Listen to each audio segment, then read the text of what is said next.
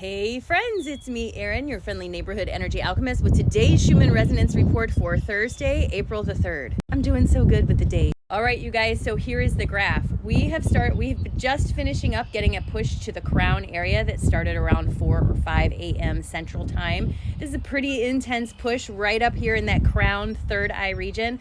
But as you can see, we've been stitching in this other high vibrational energy, the ones that we were getting in those pulses. We've been stitching that in for like 24 hours now. So we are still kind of in integration, but we are also working on new energy coming in. So this is a lot.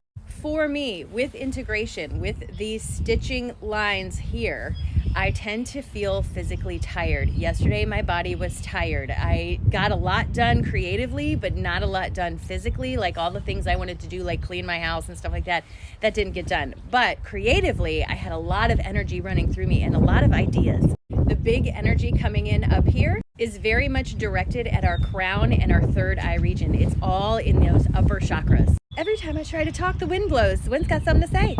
With big, high vibrational energy like this, it tends to bring with it a lot of energy, a big, high frequency and vibration coming into your system. For me, again, big, high energy like this is full of energy. It brings lots of ideas, inspiration. Sometimes I don't necessarily know what to do with it. It's like I'll be having an idea for a story or an article I want to write, and I just can't seem to get it out. But I'm always getting ideas like that during this time. So it's important to write these down because, you know, when you're open and you're receiving in meditation, you're not meant to be like a sponge. You're meant to be like a straw. It comes in and goes out. So if you don't catch it and grab it, you can lose it before you get a chance to understand it. That's why meditation is so important. It gives you a chance to understand what your higher self is telling you. I also want to remind you that when we get physical big energy like this, that it can create a gap between your resonant frequency and the frequency of the energy. A dissonance kind of gets formed around this. This energy forms a pocket around your energy system until you have let go of whatever's holding you back from integrating it. Not always immediately, especially when we've been getting other big pushes of energy. Your energy might be tired. So this could be sort of gathering around your energy and waiting to integrate. And when that happens, it creates a dissonance between your energy and that can give you that feeling of I need to do something, but I don't know what.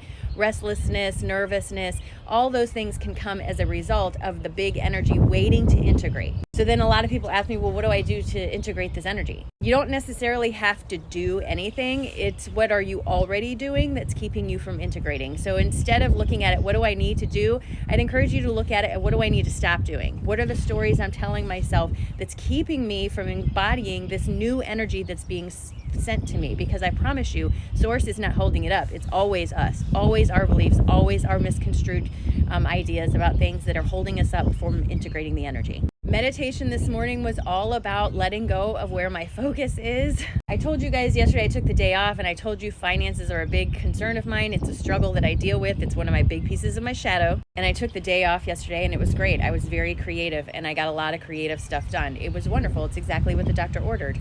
But in true fashion, last night I get the mail, and my son's tuition bill is in there telling us how much his tuition is going to be in the fall.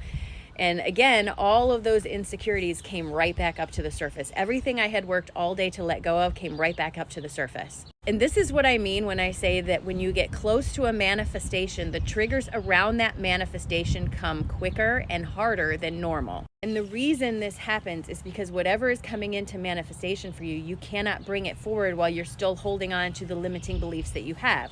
So the limiting beliefs related to that manifestation are going to get triggered over and over and over until you can fully let go of it. Once the trigger's no longer there, so for me, once I get a financial notice of some kind that doesn't freak me out, then I know that I have reached the point that whatever manifestation is related to that is about to make its way forward. Every manifestation casts a shadow, every one.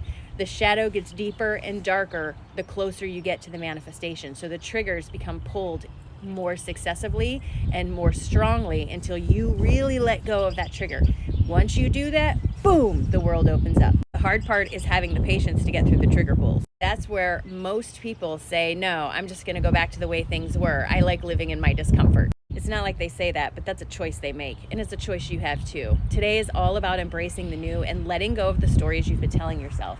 Pay attention to your triggers. What's coming forward for you that you're being asked to let go of the limiting beliefs around so you can bring that forward. Just pay attention.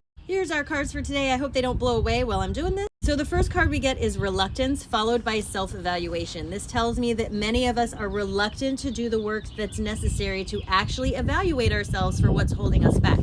Self-evaluation is not about judging yourself harshly, but it's about allowing yourself to be vulnerable enough to see where work needs to be done and allowing yourself to turn and focus on the spiritual path, the one that feels more aligned with you. This, my friends, is how you are going to put those dreams and desires within your reach, but it's up to you to do the self-evaluation necessary. There it is, the self-evaluation necessary to bring it forward without judging yourself harshly. This is about change, not judgment. Boy, it is chilly out here, but look at that beautiful sun coming up. I'm so excited for a new day. There's that dog. All right, we're gonna start our day off right. Are you ready? Because I am. All right, take a nice big deep breath in. Relax, release, drop your shoulders, and just remind yourself that today is a new day. You can literally do anything you want with this day, but it's completely up to you.